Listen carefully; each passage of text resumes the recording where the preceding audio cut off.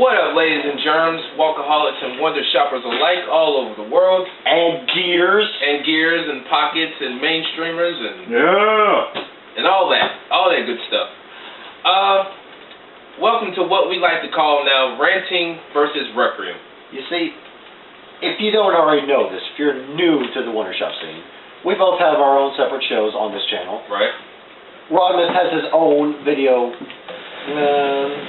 series he does twice a month called Ranting with Rodimus, where he picks something and he basically talks about it, I think a couple of episodes he did was about those young kids on my porch. Yeah. It could be anything from wrestling, political, sports, what have you, just anything in general. I rant about, what's wrong with it or whatnot.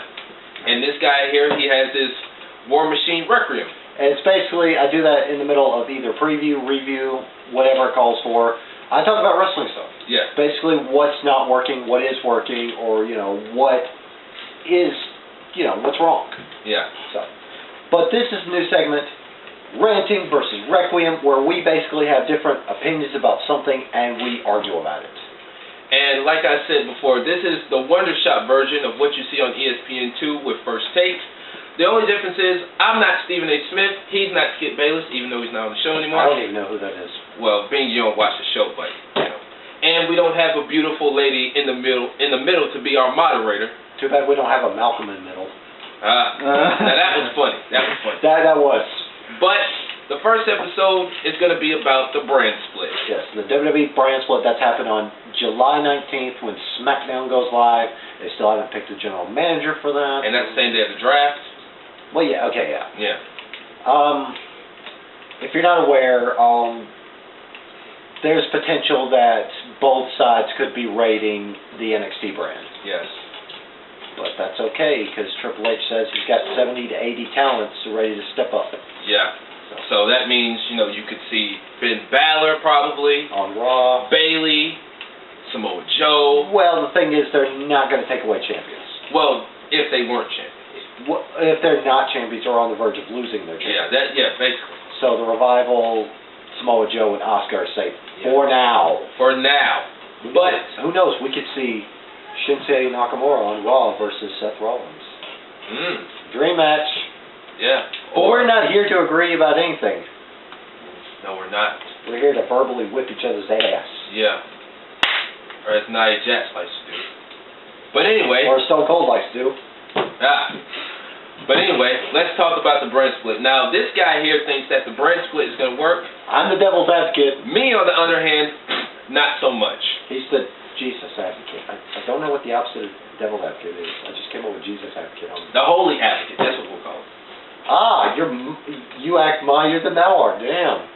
No. What about humbleness, Rodimus? I am humble. Anyway, let's talk about the brand split. Humble for that dick. Shut up. All right. Now, tell them why you think this will work. Well, I think it'll work because, when it was created, SmackDown was supposed to be, the B show for, the people who didn't make the Raw card. This would give it a chance to utilize some of the talent that they do have in the background. So, they're not losing them to the competition. I mean, they made a big cut like a couple of weeks ago. We saw a lot of superstars that were just kind of floating in the back, not doing a damn. Yeah. Meanwhile, you got, the same storylines taking place on both Raw and SmackDown.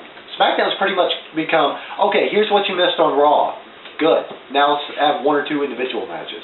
But I've seen a lot of people say that SmackDown's getting better. It's kind of like the WWE version of TNA. That still doesn't want to make me watch it. I mean, I don't watch TNA, period. Well, I don't watch SmackDown. But here's my thing. Well, it's mostly because you're scared. Well, even when I'm off on Thursday, I still don't watch it. Yeah. But anyway, I don't think the brand split will work because look at the track record of the brand split. When they did the brand split, you had guys that were on Raw that really weren't going to cut it. Heyman took over. He had guys like Edge, Rey Mysterio, Eddie Guerrero, Chris Benoit, etc., etc. Kurt Angle. That's who I was trying to say. The Undertaker. Pretty much guys. Well, Undertaker could go either way. Well, Undertaker was mostly on SmackDown. Yeah. Before they reunited the brands. Yeah. But, when Paul Heyman took over, he made SmackDown the A show. It was like SmackDown was here, Raw went from here to here, okay? Being, Raw had Bischoff and that sort of thing, but still, Heyman took SmackDown to another level. Then it's kind of like they just had the brand split out there, like they had bragging rights. Like that was the dumbest pay-per-view, one of the dumbest pay-per-views WWE's ever done. To be fair, that was a year or two right before they reunited the brands. Yeah. Well, I'm saying when they had the brand split, still really, they had that little trophy. It really didn't mean anything. Well, I mean, I missed them having at either Survivor Series or WrestleMania Raw versus SmackDown matches. Because, I mean, think about it. Those were great. Like, Randy Orton versus Undertaker at 21, Shawn Michaels versus Kurt Angle at 21. Yeah. Those were good. Yeah, remember at 29 they had that Raw versus SmackDown? Yeah. That was, I couldn't do it. But I just don't think, I mean, the rosters are different. Back then you had Austin, Rock, Taker, Edge, Kurt Angle. Now you got AJ Styles, John Cena, etc., etc. I just don't feel that it's going to work. With the way that they're booking the talent, I just don't feel like it's going to, it's not going to, it's kind of like the Derrick Rose trade. It's a good trade, but it just doesn't blow my mind. Yeah. And I'm not excited about the brand split. I mean, I'm looking forward to it because, it'll bring more life back into WWE. I mean, it's already stale. It's pretty much become, the world title show. Yeah. Like I said before, the world title came up 3 times in one Monday Night Raw. Like 3 different segments, and then it came up 2 more segments on SmackDown. Yeah. So at least he'll give it something else to show. Besides that, when they split the brands, they can split back the titles so that, we'll have more champions instead of seeing, the same guys champion multiple times. Let's see what else. You'd have more unique pay-per-views. I mean... Yeah, they're bringing back the brand split pay-per-views. Yeah. Of course, that'd be like 2 pay-per-views a month, with the exception of Survivor Series, WrestleMania, the big ticket ones. Yeah, SummerSlam. Royal Rumble. Yeah. But, my question is, are they going to have 2 world champions like they did before? My thing is, like, when you watched Raw, how many times did we have to see world champ versus WWE champion? How many times did the WWE champion come out on top? Like, it was just really pointless to have an opening match, champion versus champion, and not mean anything. Well, to be fair, they didn't have a match like that. I mean, well, I'm just saying, like, as a tune-up match. Well, I mean, the only time they've had the major championships on one show was only for like one night. Yeah. After Punk cashed in on Edge, as ironic as that is. Yeah. But I was listening to some podcasts. One in particular, Solomon, he said, if they're going to have 2 world titles, why don't they have the one they got now as the Raw title? Call it the Raw title. And call the other title the SmackDown title. I think it'd be fair if they have the same title design, except for one show has WWE title, the other show has just world title. The only difference is they just changed the logo in the dead center. For the WWE one they still have the W, and for the world they just have a giant fucking globe. Yeah, well, he was saying, like, why don't they have the both belt design? One be red, one be blue to represent both shows. Yeah. But I'm just concerned, what if they're going to bring back the gold belt? Are they actually going to make it mean something? Oh, you mean the WCW belt? Yeah. They made it mean something in the past before they unified the title. Yeah, because it was time to get rid of that title. Because it's like they just threw that title out there, and I just feel like. I may be wrong, but I just feel like the same way with the brand split, they're just going to throw it out there, and it's not going to wow me, so to speak. But I mean, my main concern with the brand split is, are they going to have the rosters even up fairly? Because later years of a brand split, they had all the big guys on Raw, and it was the giant ocean there. Yeah. On SmackDown, it was just like couple of big guys, but it was mostly the little guy show. It basically became the cruiserweight show. Yeah, that's why I said when Heyman took over, he made SmackDown the A show because he knew people wanted to see top quality matches, and that's my thing with these shows. Are we going to have top quality matches? Are we going to have storylines that actually mean something? Are they going to make championship matches interesting? Because if not, why are you having this brand split? Who's going to be the general manager? They still haven't figured that out. Yeah. If not, then it's pretty much going to be all about the McMahons.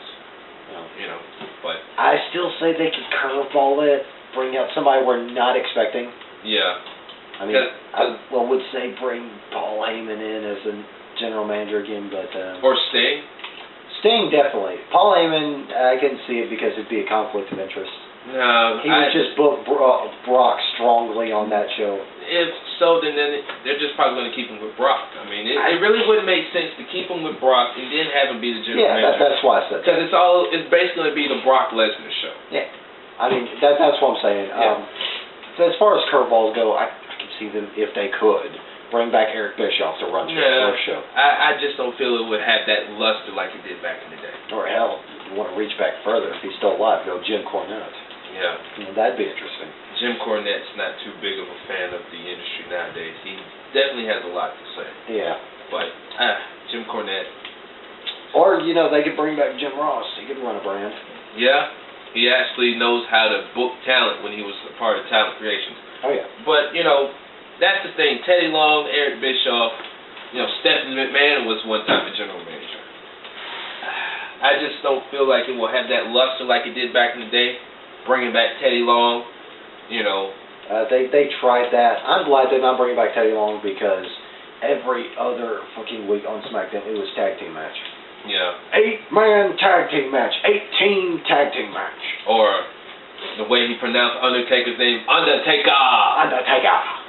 Like, I don't know. If they bring in a general manager to both shows, don't give them a stupid bit like fucking Teddy Long got the dollar to make you holler, or John Laurinaitis with people power. Oh my God, he was so annoying. Yeah, they brought him back Monday night. I saw that. And he had that ugly ass Twizzler red suit. And Shane kind of swept him under the rug. Looked like a poorly dressed piece of licorice. I swear to God. He looked like the actual devil's advocate. Please do not bring back Laurinaitis because he was terrible. But who knows? They could bring back somebody new.